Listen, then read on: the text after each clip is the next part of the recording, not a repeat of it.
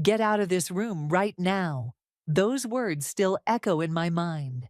My mother-in-law stood there, face twisted with rage, finger pointing at the door. She thought she had me cornered. She thought I'd cry, apologize, and run. But what I said next, it changed everything forever. Before we dive in, if you love real-life drama where people finally stand up for themselves, hit that like button right now and subscribe because you won't believe where this story goes. Trust me, you'll want to hear every single word. Let me take you back to where this all began. 3 years ago, I met Devin at a community center volunteering event. I was painting murals with kids, and he was helping set up the outdoor stage for a concert. Our eyes met across that crowded space, and I swear, it felt like something out of a movie. He had this warm smile that just lit up his whole face, and when he walked over to introduce himself, I knew my life was about to change. Devin was everything I'd been looking for: kind, funny, protective, in the best way possible. He made me feel seen, you know? We'd stay up until 3 in the morning, talking about everything and nothing. 6 months later, he proposed on the same spot where we first met. And I said yes without a single hesitation. I thought I'd found my forever, and in many ways, I had. But what I didn't know was that marrying Devin meant inheriting Diane. Meeting his mother for the first time should have prepared me for what was coming. We went to her house for Sunday dinner, and from the moment I walked through that door, I felt her eyes scanning me up and down like I was a piece of fruit she was checking for bruises. "So you're the one," she said, and it wasn't warm. It was like she was confirming something she'd already decided about me. Throughout dinner, she made these comments. Little things. "Oh, you wear your hair natural. How brave." Or, "Devin's father always preferred a woman who could cook traditional meals. Can you cook, dear?" Devin would squeeze my hand under the table, trying to reassure me, but I could see the tension in his jaw. The wedding planning was a nightmare. Diane had opinions about everything. My dress was too modern. My choice of venue was not appropriate for a proper wedding. And don't even get me started on how she reacted when I said I wanted to include some of my family's traditions. But I bit my tongue. I smiled. I compromised on things that mattered to me because I loved Devin. And I wanted to start our marriage on the right foot. On our wedding day, Diane gave a toast that had everyone smiling. But I heard every single backhanded compliment hidden in those sweet words. "I'm so happy Devin found someone different. Someone who will certainly keep life interesting." But I pushed through. We got married. And for a little while, things were beautiful. We were building our life together. Devin worked in construction management, and I'm a graphic designer working from home. We saved every penny we could because we had this dream of buying our own house. Not an apartment, not a rental, but a real home that was ours. And after a year of marriage, we found it. A gorgeous 3-bedroom house with hardwood floors, a big backyard, and these beautiful bay windows that let in the morning light. 2 master bedrooms, which was perfect because we could have our private space, and I could turn the second one into my home office. The 3rd bedroom would be for guests. I'll never forget the day we got the keys. Devin picked me up and carried me over the threshold, and we just stood there in our empty living room, holding each other, dreaming about the life we'd build in that space. I set up my office in that 2nd bedroom, and it became my sanctuary. I painted the walls a soft gray, hung up my artwork, got a beautiful desk that faced the window. It was where I created, where I worked with my clients, where I built my career. That room was mine, and I loved every inch of it. Of course, we gave Diane a key. Family, right? That's what Devin said. She might need to drop something off or help out if we're not home. I didn't think much of it at first, but then the visits started. Unannounced visits. I'd be in the middle of a video call with a client and hear the front door open. Diane would walk through, commenting on everything. "You should really paint this wall a different color." Or, I saw the cutest curtains that would look so much better than these. She'd rearrange things in my kitchen, move my furniture, and when I'd gently mention it to Devin, he'd say, "She's just trying to help, babe. She means well." Then there was Claire, Devin's younger sister. She was 24, still living at home with Diane, and honestly, I felt bad for her. Diane babied her to the point where Claire couldn't seem to do anything on her own. She'd had 3 jobs in 2 years, couldn't keep a relationship, and seemed completely lost. But Diane treated her like she was made of glass. "My baby girl just needs time to find herself," she'd say. What Claire needed was to grow up, but nobody was allowed to say that. Everything shifted about 6 months after we moved into our house. Claire lost another job, and Diane called Devin in a panic. "Your sister is struggling. She needs family right now. She needs support." Before I knew it, Devin was asking me if Claire could stay with us for a couple of weeks, just until she got back on her feet. I said yes. How could I say no? She was family, and 2 weeks seemed manageable. Claire moved into our guest room, and Diane acted like we'd just saved her daughter's life. 2 weeks turned into a month. A month turned into 2 months. Claire wasn't job hunting, not really. She'd sleep until noon, watch TV all day, and Diane would come over constantly, bringing her groceries, doing her laundry, cooking her meals. It was like Diane had moved in too, except she got to leave at the end of the day. My house stopped feeling like mine. I'd find Claire and Diane in the kitchen when I came out for lunch, rearranging my cabinets. I'd hear them talking in the living room about decorating ideas, about changes they wanted to make to my house. And Diane started making these comments. She'd walk past my office and pause at the door. "Claire just loves rooms with good natural light," she'd say. Or, "This is such a big space for just one person to work in."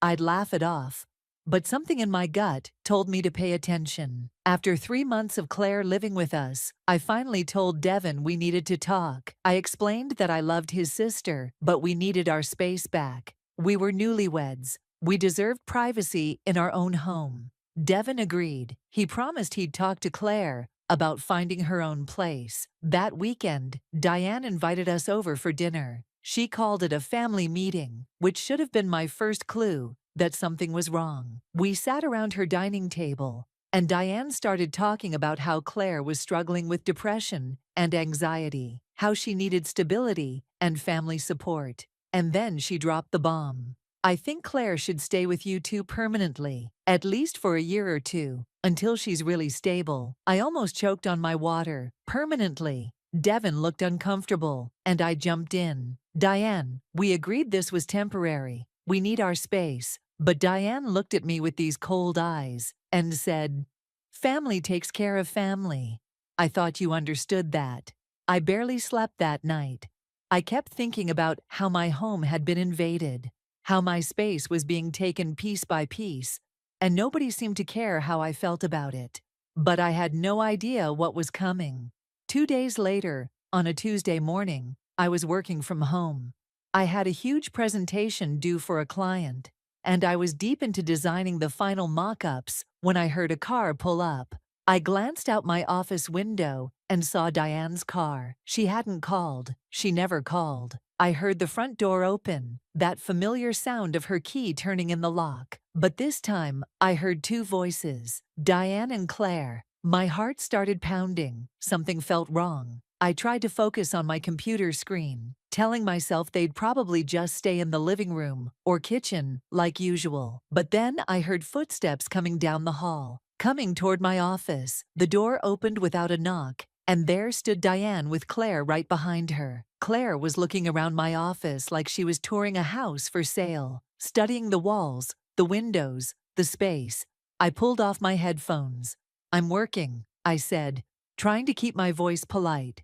"Can this wait?" Diane walked right in, Claire following her. "We need to talk about Claire's room," Diane said. I frowned. "The guest room? What about it?" Diane shook her head, and I swear, I saw something calculated in her eyes. "No, this room. Claire needs this room as her bedroom." For a second, I thought I'd misheard her. I actually laughed. I'm sorry, what? Diane continued, like she was discussing something completely reasonable. Claire needs a permanent space, and this room is much bigger than the guest room. It has better light, more space. You can work from the guest room or the kitchen table. Lots of people work from their kitchen. You'll be fine. I stood up from my chair, and I could feel this heat rising in my chest. Diane, this is my office. This is where I work, where I run my business. She waved her hand dismissively. It's just work. Claire needs this space for her mental health. She needs stability. You're being selfish by taking up this entire room for yourself when she's family and she needs it more. I looked at Claire, who had tears forming in her eyes on command. I looked back at Diane, and I realized this wasn't a request. She'd already decided. She expected me to just agree, to just give up my space, my sanctuary, in my own house. No, I said firmly. The answer is no. This is my office in my house, and Claire is a guest. Diane's face changed instantly. The mask dropped. Her face turned red, her eyes went cold, and her voice rose to a shout. You are being cruel to family. Claire needs this, and you just want it. There's a difference. Devin would want you to help his sister. What kind of wife are you? I stood my ground. A wife who's not giving up her workspace. The answer is no, Diane. That's when she exploded. She started yelling about how ungrateful I was, how she'd welcomed me into the family, how I was tearing the family apart. Claire was full-on crying now, sobbing about how nobody cared about her, how she just needed one thing, just this one room. And then Diane stepped closer to me, her finger pointing at the door, her face twisted with rage, and she screamed those words that I'll never forget.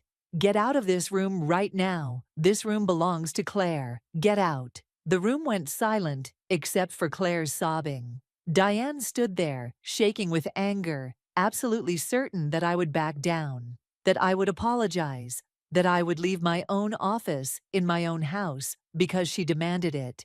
But something inside me snapped. 3 years of biting my tongue. 3 years of accepting disrespect. 3 years of being treated like I didn't matter in my own life. It all came crashing down in that moment. I stood up slowly. I took a deep breath, and I looked Diane right in her eyes and said, very calmly, very clearly, "No, Diane. You get out." Her mouth literally fell open. Claire stopped crying. You could have heard a pin drop. I continued, and my voice didn't shake. This is my house, my office, my home. Claire is a guest here. You are a guest here. Neither of you gets to demand anything. Neither of you gets to tell me what to do in my own home. Diane tried to interrupt, but I held up my hand. I'm not finished. I welcomed Claire into our home for 2 weeks. Not 3 months. Not permanently. 2 weeks.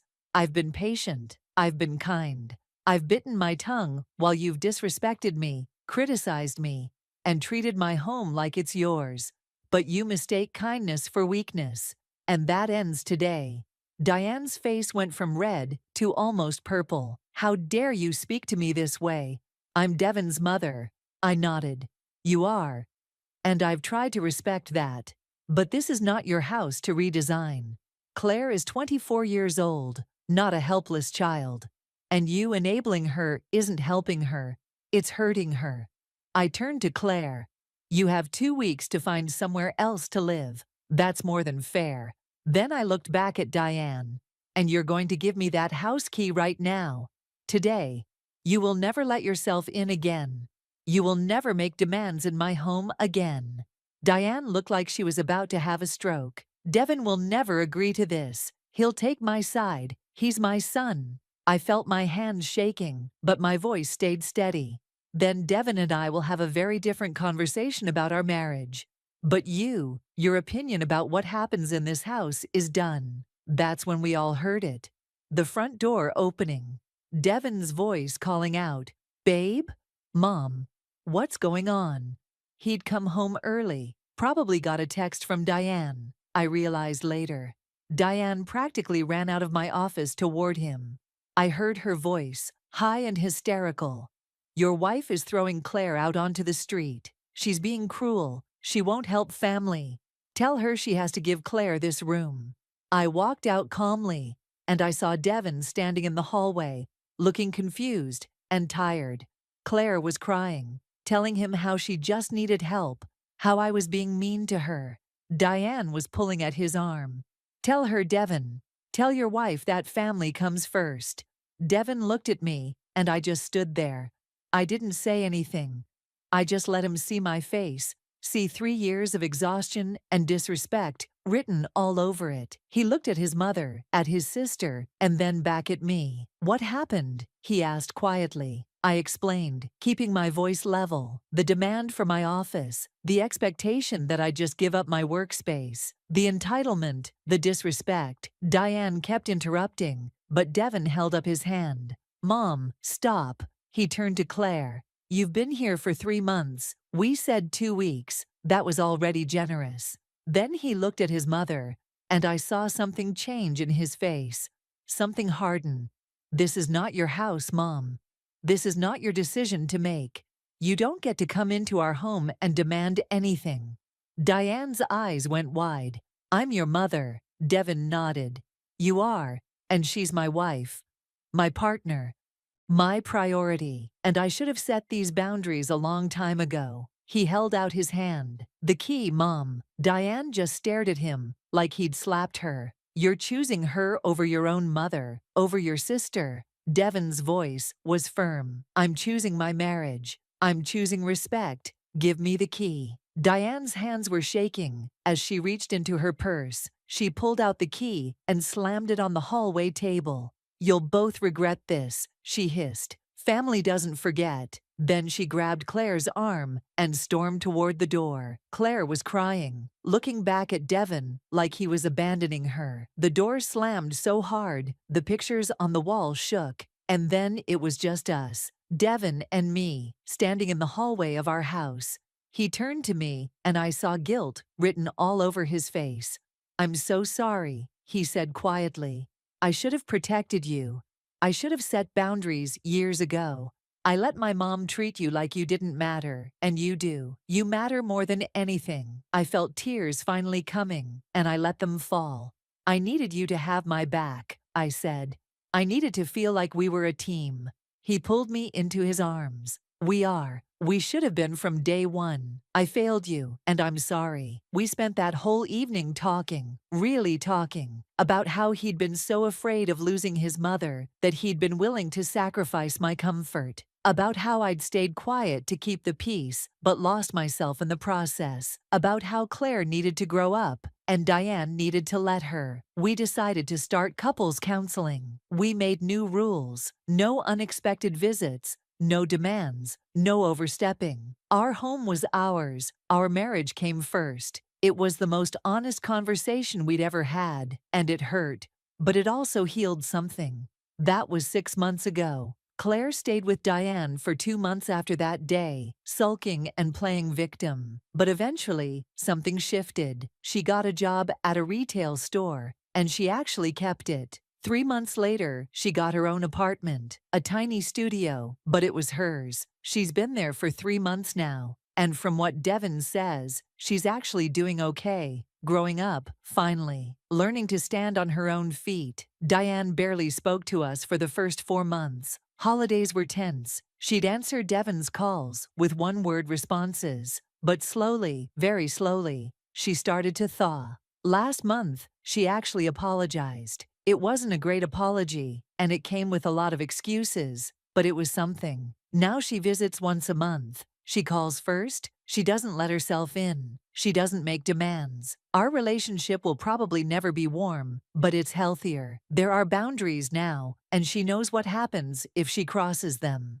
Devin and I are stronger than we've ever been. Therapy helped us learn how to communicate, how to be a real team. My office is still my office. I'm working on the biggest project of my career right now, and I'm doing it from my space, my sanctuary, in my home. And every time I sit at my desk and look around that room, I remember the day I found my voice, the day I stopped shrinking myself to make others comfortable. So that's my story. When Diane demanded I give up my office for her daughter in my own house, I finally understood that respect isn't given, it's required. If you're dealing with in-laws who don't respect boundaries, or family who think your space is theirs to claim, drop a comment below. You're not alone in this. Hit that like button if this story hit home. Subscribe for more real stories about standing your ground. And share this with anyone who needs permission to protect their peace. Remember, being kind doesn't mean being a doormat. Your home, your rules, period. Thanks for listening.